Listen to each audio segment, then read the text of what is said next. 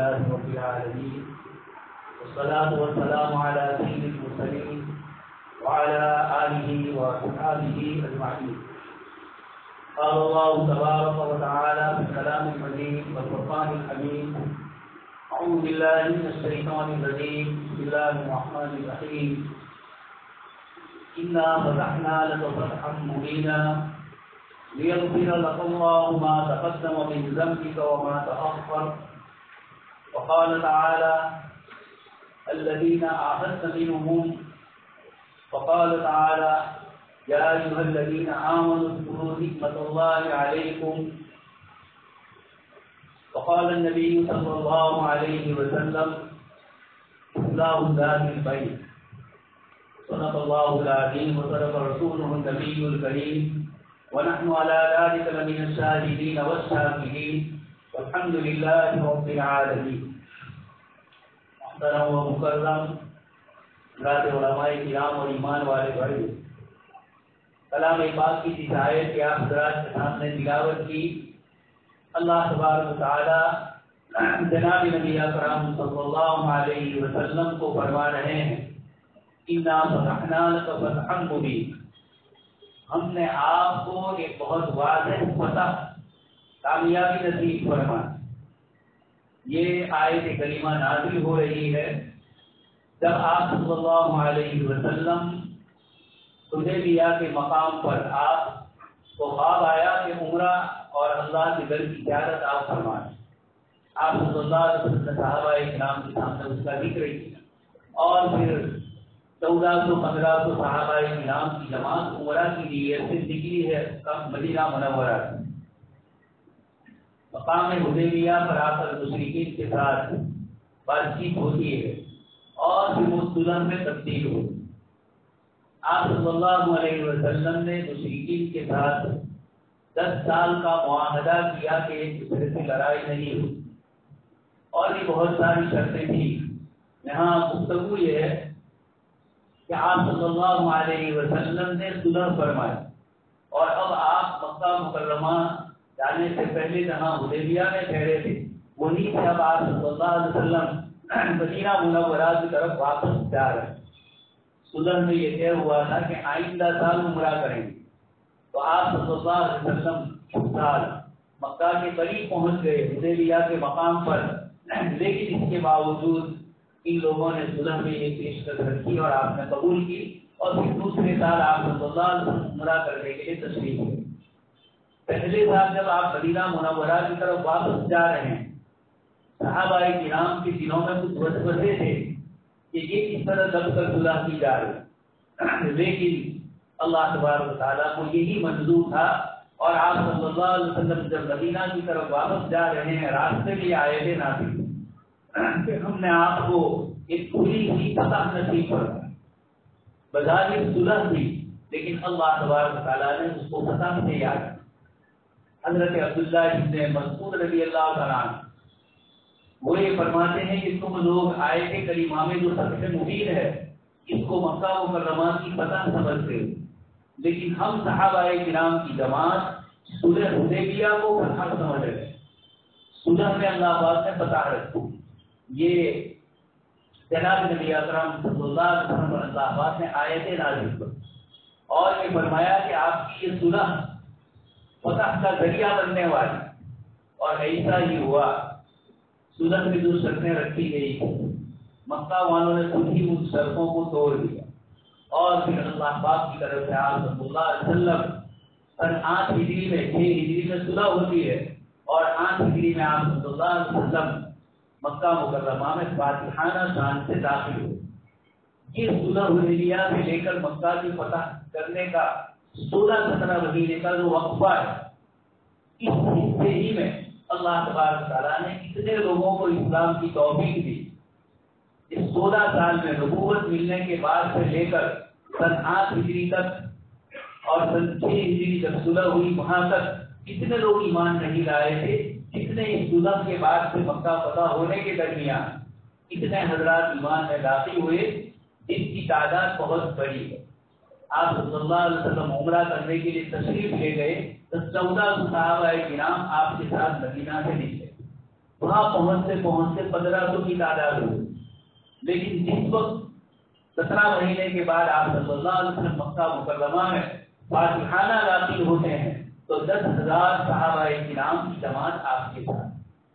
یہ برکت ہوئی صلح حدیبیہ کی نسبت سے، جس کو اللہ پاک نے فتح مبین فرمایا۔ قرآن کریم میں اللہ پاک نے بہت ساری آیتیں اور بہت سارے واقعات ذکر فرمائے، اس سے پتہ چلتا ہے کہ صلح اللہ تبارک تعالیٰ کے نزدیک بڑی پسندیدہ ہے۔ میاں بیوی کا مسئلہ ذکر کیا، آپس میں ناطاقی ہو، وہاں بھی فرمایا کہ فَصْلُحُ خَيْرٌ، اگر میاں بیوی کے درمیان صلح ہو جائے تو یہ خیر کی چیز۔ اس سلسلے میں صلح تبھی ہوتی ہے جبکہ ایک پارٹی اپنا کچھ حصہ کم کرتی اور دوسرا بھی کچھ کم کرتا ہے، دونوں طرف سے اگر اکثر ہو جائے اپنی شرطوں پر تو شرطیں پوری نہیں ہوتی، معاملات اور معاہدات نہیں ہوتے ہیں، اس سے صلح میں آدمی کچھ ہوتا ہے کچھ پاتا ہے۔ تو آپ صلی اللہ علیہ وسلم نے مکہ والوں کے ساتھ یہ صلح فرمائی اور قرآن کریم اس صلح کو فتح فرماتا ہے اور آگے کے واقعات میں بھی بتلا دیا کہ صلح حدیبیہ ذریعہ بنی مکہ والوں کے مدینہ اپنے رشتے داروں اور مہاجرین کے یہاں آنے، اور یہ لوگ وہاں گئے، آپس میں ایک دوسرے سے خلط ملط تو مکہ میں بھی تھے، لیکن اب ایمان لانے کے بعد مسلمانوں کے جو اخلاق اور عادات تھے اور دین کی جو تعلیم تھی آپ صلی اللہ علیہ وسلم کی، اس کو جب ان لوگوں نے دیکھا تو وہی حضرات جو پوری زندگی آپ کے خلاف، حضرت خالد بن ولید اسی صلح حدیبیہ اور مکہ کے فتح کے بیچ میں ایمان لائے، حضرت عمرو بن عاص رضی اللہ عنہ فاتح مصر یہ بھی انہی دنوں میں ایمان لائے۔ اس طرح ہزاروں لوگ ایمان میں داخل ہوئے اور 10,000 کی تعداد 17 مہینے کے بعد آپ صلی اللہ علیہ وسلم کے ساتھ مکہ مکرمہ کی فتح کے موقع پر جا، اتنی بڑی تعداد۔ اللہ تبارک تعالیٰ نے فرمایا کہ یہ صلح کے نتیجے سے نصیب ہے۔ قرآن کریم میں اللہ تبارک تعالیٰ نے صلح اور معاہدوں کے بہت سارے واقعات ذکر کیے، اور خاص کر کے حضرت ابراہیم علیہ السلام کی اولاد میں حضرت اسحاق علیہ السلام سے جو یہود کا سلسلہ جاری ہوا، بنی اسرائیل کا سلسلہ جاری ہوا، اور جناب نبی اکرم صلی اللہ علیہ وسلم کی تشریف آوری تک اس قوم نے دنیا میں کیا کیا، کس طرح کے معاہدے کیے اور کیسے معاہدوں کو توڑا۔ قرآن کریم فرماتا ہے الذی عاہدت منہم ثم ينقضون عہدہ، آپ جس سے معاہدہ کرتے ہیں پھر اس معاہدے کو توڑ دیتے۔ ایک اور آیت میں بھی اللہ تبارک تعالیٰ نے انہی کی طرف اشارہ فرمایا کلما عاہدوا عہدا نبذہ فریق منہم، جب بھی یہود سے مسلمانوں کا معاہدہ ہوا، ایک جماعت ایسی ضرور ہوئی جس نے ناقضوا عہدہ، اس معاہدے کو، اس شرطوں کو توڑ دیا اور خلاف ورزی۔ یہود کی پوری تاریخ معاہدوں کو توڑنے سے اور انسانی سماج اور سوسائٹی میں فتنے اور فساد پھیلانے سے بڑی پڑی۔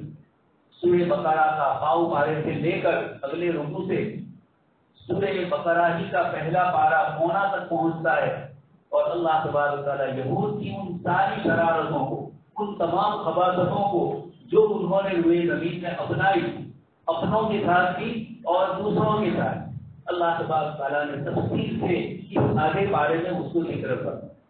یہ مسلمانوں کو بتلایا جا رہا ہے کہ معاہدے کرتے ہیں اور کس طریقے سے توڑتے ہیں۔ اس وقت بھی اللہ پاک کا شکر ہے کہ 2 دن سے غزہ پر جو ظلم اور زیادتی ہو رہی، جہاد سے لوگوں پر حملے ہو رہے، ایک ظلم کی ابتدائی حالت وجود میں آئی۔ ان کی طبیعت اور اس کی شدت کو یہ اطمینان نہیں ہے کہ وہ دوبارہ حملہ نہ کرے، دوبارہ کوئی بہانہ تلاش نہ کرے۔ جناب نبی اکرم صلی اللہ علیہ وسلم صلح کا رکن آپ نے کس طریقے سے ادا فرمایا مکہ مکرمہ میں بھی اور مدینہ منورہ۔ آپ جانتے ہیں آپ صلی اللہ علیہ وسلم کی نبوت سے پہلے آپ کی عمر مبارک 35 سال کی تھی، اور حرم کی دوبارہ تعمیر ہوئی، پانی گھس گیا تھا اور عمارت کمزور ہو گئی تھی، تو مکہ والوں نے دوبارہ اس کی تعمیر کی، اور اس وقت جو حدیث کا حصہ باہر ہے اس وقت بھی انہوں نے یہ حدیث کا حصہ کعبۃ اللہ کا تھوڑا سا حصہ باہر، ان کے پاس حلال کمائی کے پیسے اتنے نہیں تھے کہ بیت اللہ کی پوری مکمل وہ تعمیر کر سکتے، تو سب انہوں نے چھوڑ دیا اور پھر دیوار شروع۔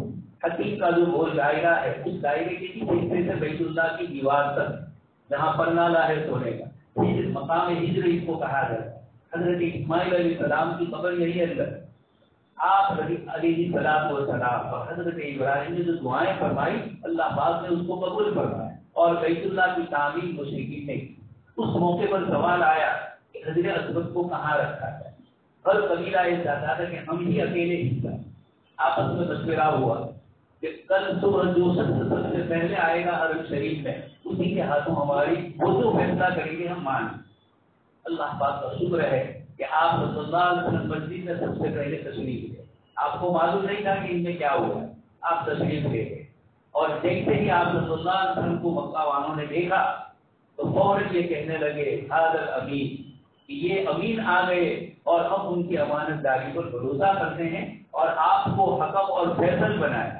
اور پھر آپ صلی اللہ علیہ وسلم نے ایک چادر میں اس کے ٹکڑے رکھے اور ہر قبیلے کو کہا کہ ہاتھ میں پکڑ لو. اس طرح سب کو راضی کر. ایک جنگ کھڑی ہونے والی تھی. آپ صلی اللہ علیہ وسلم نے مکہ والوں نے آپس میں قبیلے میں آپ نے اس نے تدبیر سے اس طریقے سے معاملہ فرمایا کہ یہ جنگ نہیں ہوئی اور صلح کے طور پر یہ معاملہ حل ہو. مدینہ منورہ جب آپ صلی اللہ علیہ وسلم ہجرت کر کے تشریف لے گئے سب سے پہلا کام آپ صلی اللہ علیہ وسلم نے یہ فرمایا کہ میثاق مدینہ, گجراتی میں بولتے ہیں مدینہ گھوشنا. مدینہ منورہ میں تشریف لے جانے کے بعد چونکہ وہاں یہود بھی آباد تھے, وہاں یہود ایک قبیلہ نہیں تھا کئی قبیلے ہی تھے, ان سب سے الگ الگ معاہدہ. اوس اور حضرت جو مدینہ کے اصلی باشندے تھے ان کی بھی جو آپسی جماعتیں تھیں ان میں بھی آپ نے میثاق فرمایا, ایک معاہدہ فرمایا. اس طریقے سے آپ صلی اللہ علیہ وسلم نے سماج میں لڑائی جھگڑے فتنے فساد دور ہو, آپس میں لوگوں میں نازاکیاں نہ ہو, اس کی پہلی کوشش میثاق مدینہ کے ذریعے آپ صلی اللہ علیہ وسلم نے فرمائی. ابھی بھی حدیث شریف کی کتابوں میں اور سیرت کی کتابوں میں اس پورے معاہدے کا متن اور اس کا موضوع اور اس میں آپ صلی اللہ علیہ وسلم نے الگ الگ قبیلوں کے جو معاہدے فرمائے. مدینہ کو مشترک بستی بنایا. مدینہ پر کوئی بھی حملہ کرے گا تو یہاں کے تمام باشندے مل کر اس کا مقابلہ. یہود کو 3 بڑے قبیلے تھے بنو قینقاع, دوسرے نمبر پر بنو نذیر اور بنو قریظہ. یہ 3 بڑے قبیلے تھے یہود کے. تینوں کے ساتھ الگ الگ معاہدے آپ صلی اللہ علیہ وسلم نے فرمائے. اس طریقے سے بتلایا کہ مدینہ میں چین سکون اور امن و عافیت کیسے آیا. اس نبی کو اللہ پاک نے رحمت للعالمین بنا کر بھیجا. ان کا سب سے بڑا عمل تھا آپس میں صلح کرنا. یہ صلح تو آدمیوں کے درمیان بھی, میاں بیوی کے درمیان بھی, خاندان اور رشتے دار اور آپسی معاملات کرنے والوں کے درمیان, چاہے وہ ملکی ہو غیر ملکی تجارتیں ہو, ان سب میں جو معاہدے کیے جاتے ہیں یہ سب کے سب وَأَوْفُوا بِالْعَهْدِ. قرآن کریم نے فرمایا کہ جو وعدہ اور جو عہد تم کسی سے کرو اس کو پورا کرو. تو آپ صلی اللہ علیہ وسلم نے سب سے پہلے مدینہ منورہ میں یہ میثاق شروع کر دیا اور ایک لمبا پل آپ کا موجود ہے. اس میں ہر قبیلے کو کیا راحتیں دی گئی, ہر ایک اپنے مذہبی امور کے بجا لانے میں آزاد ہے. کسی کی بھی لو اور پرسنل میں کوئی کسی قسم کی مداخلت نہیں ہوگی, ہر ایک اپنے اپنے اعتبار سے عبادت کرے. لیکن سب سے پہلے قبیلے بنو قینقاع نے دوسرے ہی ہجری سن میں معاہدے کو توڑ دیا, اسے اس کو ضلع وطن کیا. اس کے بعد قبیلے بنو نذیر نے بھی ایسا کیا, ان کو بھی ضلع وطن کیا. قبیلے بنو قریظہ آخر میں سن 5 ہجری میں اس نے خندق کی لڑائی میں کھل کر مشرکین کا ساتھ اور مدینہ منورہ کے مسلمانوں کو پریشان کیا. پھر اللہ پاک کی طرف سے سورہ حشر میں ان کا کیا حشر ہوا قرآن کریم نے اس کو تفصیل سے ذکر کر. تو معاہدے اور صلحیں یہ ایک اچھی چیز ہوتی ہے. آپ صلی اللہ علیہ وسلم نے انصار کے درمیان 2 قبیلے بڑے تھے, اوس اور خزرج. ایک یہودی تھا سماس نام کا, یہ ایسا کرتا تھا کہ اوس اور خزرج کی ملی جلی جہاں مجلس ہو, دونوں قبیلے کے آدمی بیٹھے ہو, وہاں کسی ایک قبیلے کی تعریف شروع کر اور وہ جو اشعار آپس میں قبیلوں نے ایک دوسرے کے خلاف ذکر کیے تھے ان اشعار کو وہ ذکر کرتا. اور اس طریقے سے مہاجرین اور انصار کے درمیان کتنا پیدا ہے, وہ بھی تعصب اور قبیلے اور علاقے کا تعصب شروع کیا. اللہ پاک نے یہ آیت نازل فرمائی, یا ایھا الذین آمنوا اذکروا نعمت اللہ علیکم اذ کنتم اعداء فألف بین قلوبکم. کہ تم آپس میں بکھرے ہوئے تھے، الگ الگ قبیلے تھے، اور ایک دوسرے سے تمہاری 100 سال پرانی حدیث شریف کی اور تاریخ کی کتابوں میں آتا ہے، اور حضرت کی لڑائیاں 100 سال پرانی۔ اللہ کے نبی صلی اللہ علیہ وسلم تشریف لائے اور اللہ پاک نے احسان فرمایا آپ کے ذریعے، اس لیے قرآن نے فرمایا کہ کنتم اعداء، تم آپس میں دشمن تھے، فألف بین قلوبکم، اللہ پاک نے تمہارے دلوں کو جوڑ دیا۔ یہ اس کے بعد تم ایمان میں آئے، آگے اس کو ذکر فرمایا کہ کنتم علی شفا حفرۃ من النار فانقذکم منها، تم آگ کے کنارے چلے گئے، اللہ پاک نے میرے ذریعے تمہیں جہنم سے بچا لیا اور ایمان کی توفیق سے تمہیں مالا مال۔ یہ آگے آیت میں فرمایا۔ اللہ تبارک تعالیٰ نے ان آیات میں بھی صلح کا مسئلہ ذکر ہوا۔ آپ کے سامنے میں نے آیت پڑھی، قرآن خود کہہ رہا ہے کہ کلما عاهدوا عهدا نبذه فريق منهم، جب جب بھی یہود سے مسلمانوں نے معاہدے کیے، ان کی کسی نہ کسی جماعت نے اس معاہدے کو توڑ دیا۔ تو اس طریقے سے یہ ان کی تعریف ہے، لیکن دنیا کے حالات کروٹ کر رہے ہیں اور نہت سے معصوم لوگوں پر ظلم اور زیادتی ہو رہی۔ اللہ پاک کا شکر ہے کہ وہ عارضی طور پر ابھی بند ہوئی، ہمیں اس موقع پر ایمانی زندگی کی بنیاد پر ایک مومن کو کیا کیا اذیتیں اور تکلیفیں پہنچتی ہے اور وہ اس پر صبر کرتا ہے۔ اور آیت میں اللہ پاک نے ارشاد فرمایا لا یستوی، نیکی اور برائی دونوں برابر نہیں ہوتی۔ اور پھر اللہ پاک نے آگے فرمایا ادفع بالذی ہی احسن فاذا الذی بینک وبینہ عداوۃ کأنہ ولی حمیم۔ اللہ پاک فرماتے ہیں کہ برائی کو نیکی سے بدل لیجیے، کوئی آپ سے برا سلوک کرے تب بھی آپ اس سے اچھا سلوک۔ فاذا الذی بینک وبینہ عداوۃ، ایک دن ایسا آئے گا کہ یہی جو تمہارا دشمن ہے ولی حمیم، یہ تمہارا پکا دوست بن جائے، غمخوار دوست بن جائے گا۔ یہ قرآن جو قلوب کا مالک ہے اللہ پاک، وہ فرما رہے ہیں کہ اگر آپ نے برائی کا بدلہ نیکی سے لیا آج نہیں تو کل، اللہ تبارک تعالیٰ فرماتے ہیں یہ چھوٹا کام نہیں ہے، جگر گردے کا۔ حضرت حاجی افضال اللہ رحمۃ اللہ علیہ فرماتے ہیں کہ آپس میں ملانے سے روکنے والی سب سے بڑی چیز تکبر ہے۔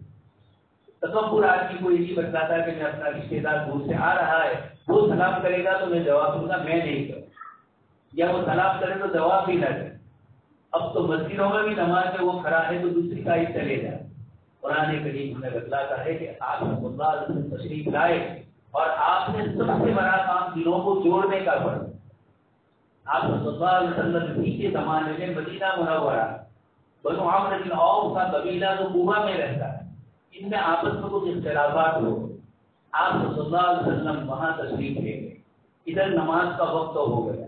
حضرت بلال نے حضرت ابوبکر صدیق سے کہا کہ نماز کا وقت ہو چکا ہے اور آپ صلی اللہ علیہ وسلم پرانے قبیلے میں گئے، شاید دیر لگ جائے، ہم نماز شروع کریں۔ حضرت ابوبکر صدیق رضی اللہ عنہ نے سوچنے کے بعد نماز شروع کی اور ابھی ایک رکعت ہوئی تھی کہ جناب نبی اکرم صلی اللہ علیہ وسلم تشریف ہوئے۔ مجھے یہ بتلانا ہے کہ صلح کے لیے اللہ کے نبی صلی اللہ علیہ وسلم مسبوق ہوئے، نماز کی رکعت آپ کی گئی، آپ صلی اللہ علیہ وسلم نے صلح کو اہمیت دی اور ان دو قبیلوں کے درمیان معاہدہ اور صلح ہوا۔ اور حضرت میں بھی جب یہ ہوا تو آپ صلی اللہ علیہ وسلم نے فوراً فرمایا یہ کون سی جاہلیت کی بات ہے، میں تمہارے درمیان موجود ہوں اور تم انسانوں کو آپس میں قبیلوں میں تقسیم کرو، آپس میں ایک دوسری جماعت میں تقسیم کر دو۔ ان انصار کے دو قبیلوں میں بھی صلح فرمائی اور مہاجرین اور انصار کے درمیان بھی کبھی کبھار کچھ ہو جاتا، آپ صلی اللہ علیہ وسلم اس کو سب سے پہلے کر دی۔ تو یہ صلح اسلامی شریعت میں اللہ تبارک تعالیٰ نے اس کی بڑی اہمیت بتلائی، لیکن جس قوم سے صلح ہوئی ہے قرآن نے اس کا تفصیل سے ذکر کر کے بتلایا۔ بنو نذیر والوں نے آپ صلی اللہ علیہ وسلم سے کہا ہم آپ کا مذہب قبول کر لیں گے، کچھ سوالات ہیں جو آپ سے کرنا چاہتے، آپ ہمارے قبیلے میں آئے۔ آپ صلی اللہ علیہ وسلم وہاں تشریف لے تو ان کے ایک آدمی نے، آپ ایسی جگہ بیٹھے جہاں پہاڑی تھی اور سہارا لگا کر بیٹھے تھے، انہوں نے اوپر سے بڑا سختی کا پہاڑ اور پتھر اوپر سے جھکایا تاکہ کسی طرح آپ صلی اللہ علیہ وسلم کو شہید کیا۔ آپ کو زہر بھی کسی قوم نے، آپ صلی اللہ علیہ وسلم پر جادو بھی ان کی طرف سے کیا، اس لیے قرآن کریم نے بار بار توجہ کیا ہے کہ جس قوم سے معاہدہ ہو رہا ہے وہ اپنے نبیوں سے کیے ہوئے معاہدوں کو بھی پورا نہیں کرتی. اللہ تبارک تعالیٰ نے جس طرح کے حالات میں کروٹ لی اور کسی طریقے سے یہ چیز ہو گئی 2 سال تک کھانا پینا رہنا سہنا بیماری اوپر سے کم گر رہے ہیں, یہ ساری چیزیں جس قوم نے برداشت کی. قرآن کریم نے ایسے ہی لوگوں کو فرمایا ان ذالک من عزم الامور, یہ آسان نہیں آدمی ایمان چھوڑ دے. انہوں نے ایمان بھی نہیں چھوڑا, اپنی جگہ بھی نہیں کی. یہ اللہ تبارک تعالیٰ صبر کے اوپر عزیمت کے اوپر جو اللہ پاک کے فیصلے اور برکتیں آتی ہے اللہ تبارک تعالیٰ اس کو ذکر کرتا. اسی سلسلے میں ہندوستان میں آج افغانستان کی طالبان حکومت کے وزیر مولانا امیر علی مصطفی صاحب دعوت برکاتہم کی تشریف, یہاں کے مہمان حکومت کے مہمان بن کے آئے اور فوراً انہوں نے کہا کہ مجھے یہاں تاج محل دیکھنا ہے اور دارالعلوم دیوبند مجھے جانا. یہ ذرا سمجھیے ہمارے بزرگوں نے ہندوستان میں کن حالات میں کس طرح کی محنت, اس انڈیا کمپنی نے پورے ملک پر قبضہ جما لیا اور 1857 کے بعد تو پورے ملک پر قبضہ ہو گیا. ایسے ماحول میں ان علماء نے دیکھا کہ یہ امت کو بچانا ہے تو ان کو دینی تعلیم اور دینی شعور اور سمجھ اور فہم عطا کر دی. اسی بنیاد پر دارالعلوم کی بنیاد ہوئی. گویا ہندوستان کی باہر سے آنے والی قوتوں سے مقابلہ کرنے ہی کے لیے سب سے پہلے یہ وجود ہے. لیکن یہ وہ حضرات قائم کرنے والے ہیں, حضرت نانوتوی رحمۃ اللہ علیہ, حضرت مولانا گنگوہی, حافظ ناگی صاحب, یہ 1857 کی جنگ میں شاملی کے میدان میں خود ذرائع میں عملاً شریک ہوئے انگریز کے مقابلے. اس لیے ہندوستان کی تاریخ کے ساتھ دارالعلوم دیوبند ایسا دکھتا ہوا اور دیوبندی فکر اور نظریہ اس طریقے سے لگا ہوا ہے کہ دنیا کی بڑی سے بڑی طاقتوں کو بھی ماننا پڑتا ہے کہ یہی وہ لوگ تھے جو رات کو تہجد میں مشغول ہوتے تھے, دن میں کتابوں میں مشغول ہوتے تھے, اور جب موقع ہوتا تھا تو ہندوستان کی آزادی کے لیے, اس ملک کی حفاظت کے لیے اس طریقے سے انہوں نے جان کی بازی لگائی. تو دوستوں اور بزرگوں, دونوں اچھی خبریں ہیں. فلسطین کا مسئلہ تو برسوں پرانا ہے, ابھی یہ حل ہو نہیں جائے گا, لیکن وقتی اور عارضی طور پر جن لوگوں کو کھانے پینے کی ضرورت ہے, زندگی کی بنیادی ضروریات کو محروم ہے, مکان تو ہے ہی نہیں, ایسے لوگ انہوں نے کفر اور ارتداد نہیں, بلکہ جب بھی کوئی غصہ الحمدللہ سبحان اللہ, حتیٰ کہ ایک صاحب نے بتایا کہ ان کی عورتیں بھی جب بات چیت کرنے کے لیے کیمرے کے سامنے آتی ہے تو ایک مہذب لباس پہن کر اپنے آپ کو بھاری پن کمزوری اس طرح کی کوئی چیز نہیں بتاتے, بلکہ وہ منظم طریقے سے کرتے ہیں. یہ واقعات قرآن کریم نے ہمیں بتلایا. اللہ پاک کے جو فیصلے ہوتے ہیں 10 سال پہلے امریکہ نے بھی جو افغانستان بھی اور اللہ پاک نے راتوں رات ان کو سپر پاور کو نکالا. یہ بتلایا کہ ایمانی قوتیں اور ایمانی پاور وہ ہوتا ہے جو صلح کے لیے کیا آمدہ کرتا ہے, اور اس کے ساتھ ساتھ اگر سامنے والی جماعت اس نظام کو توڑ دیتی ہے, اس پر عمل نہیں کرتی ہے, تو پھر ان کے ساتھ کیا معاملہ کیا جائے. سورہ حشر میں تفصیل سے اللہ پاک نے ذکر کیا, سورہ انفال میں واقعات کو ذکر فرمایا اور بتلایا یہ کس طریقے سے 2 ملکوں اور 2 قوموں کے درمیان کھلا. دوستوں اور بزرگوں, ہم سب کو آپس میں دیکھنا, کہیں بھائی بھائی کے درمیان جھگڑے, کہیں باپ بیٹے میں جھگڑے, بھائی اور بہن کے جھگڑے ہے. وراثت کا تو ایک مستقل مسئلہ ہے. اس کے علاوہ بھی سماجی زندگی کی چھوٹی موٹی چیزیں اس کے اندر آپسی جھگڑے ہوتے ہیں. قرآن کریم نے صلح کو اتنی اہمیت کہ میاں بیوی کا مسئلہ اگر بالکل آخری مرحلے پر پہنچ گیا, اسی طرح سمادھان نہیں ہو سکتا ہے, تب بھی قرآن نے فرمایا فَبْعَثُوا حَكَمًا مِّنْ أَهْلِهِ وَحَكَمًا مِّنْ أَهْلِهِ إِن يُرِيدَا إِصْلَاحًا يُوَفِّقِ اللَّهُ بَيْنَهُمْ. کہ میاں بیوی کے جھگڑے کو دور کرنے والے جو قریبی رشتے دار ہوں گے وہ ان کو آپس میں ملانے کا پختہ ارادہ کر کے آئے. یریدا اصلاح, وہ صلح چاہ رہے ہیں تو یوفق اللہ بینہم, اللہ کا ضرور صلح کرے.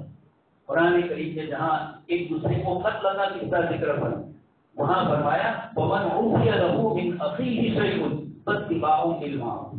ایک آدمی نے دوسرے کے رشتے دار کو قتل کیا, اب اس سے دیت جب لی جا رہی تو پھر اس کو قتل نہیں کرتا. قرآن کریم نے اس موقع پر قاتل کو فرمایا ومن عفی لہ من اخیہ, ایک قاتل ہے لیکن اس کو آپ کا بھائی بناؤ, تاکہ آپ سمجھیں کہ کس طریقے سے ہم سے صلح کریں. اصلاح ذات البین، آپ صلی اللہ علیہ وسلم نے فرمایا کہ دو خاندانوں، دو جماعتوں، دو افراد کے درمیان صلح کروانا یہ ایک بہت بڑا صدقہ ہے۔ دوسری روایتوں میں نماز سے بھی افضل بتلایا، روزوں سے بھی یہ ضروری فضیلت ہے، لیکن یہ کہ اتنی اہمیت فرمائی کہ آپ صلی اللہ علیہ وسلم نے ہمیں یہ چیز بتلائی۔ صلح سے ہوتا کیا ہے؟ حضرت معاویہ رضی اللہ عنہ اور حضرت حسن اسلامی لشکر دو حصوں میں تقسیم، حضرت حسن ابن علی رضی اللہ عنہ کے ساتھ 40,000 مسلمان، حضرت امیر معاویہ رضی اللہ عنہ کے ساتھ 7,000، 1,00,000 کا گویا مسلمانوں کا مجمع آپس میں تقسیم۔ حضرت حسن رضی اللہ عنہ کے متعلق جناب نبی اکرم صلی اللہ علیہ وسلم نے پہلے سے بشارت دی، ان ھذا ابنی، یہ جو میرا بیٹا ہے حسن، یہ امت کے دو گروہوں کے درمیان صلح کروائے۔ آپ نے عہدہ چھوڑ دیا خلافت کا اور حضرت معاویہ رضی اللہ عنہ کو حوالہ دے دیے۔ 20 سال میں یوروپ کے اور افریقہ کے کئی ممالک حضرت معاویہ رضی اللہ عنہ کے زمانے میں اسلام میں داخل ہوئے۔ جب صلح ہوتی ہے تو برکتوں کا ظہور ہوتا ہے، آپس میں گھروں میں بھی، معاملات میں بھی، سماجیات میں بھی، تجارت میں بھی، ان تمام چیزوں میں شریعت نے ہمیں بتلایا۔ آج کی اس مسئلے کو صلح سے حل کر لے تو آسانی ہوتی ہے، ذہنی ٹینشن اور دباؤ میں۔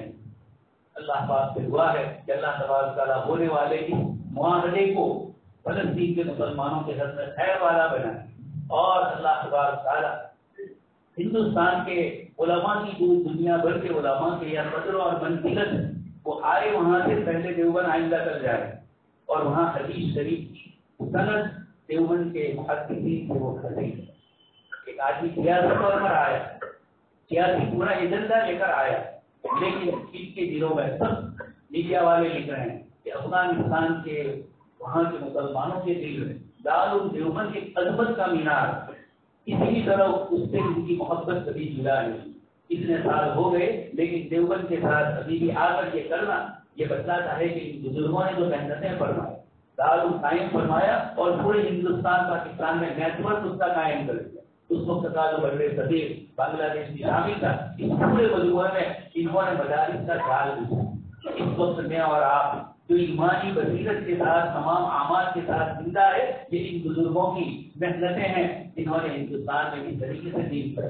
حضرت خواجہ معین الدین اجمیری رحمۃ اللہ علیہ نے بھی اور آپ کے مریدین بھی، لیکن دارالدیوبند نے بھی اس موقع پر جب اس ملک میں غیر ملکی حکومت کا تسلط ہو گیا، انہوں نے ایمان کی حفاظت کے لیے یہ چیزیں قائم فرمائی۔ اللہ پاک کا شکر ہے کہ اللہ پاک نے ہمیں ایمان کی زندگی نصیب فرمائی۔ اللہ تبارک تعالیٰ ہمیں آپس میں بھی صلح کے ساتھ رہنے کی توفیق نصیب فرمائے۔ آمین وآخر دعوانا۔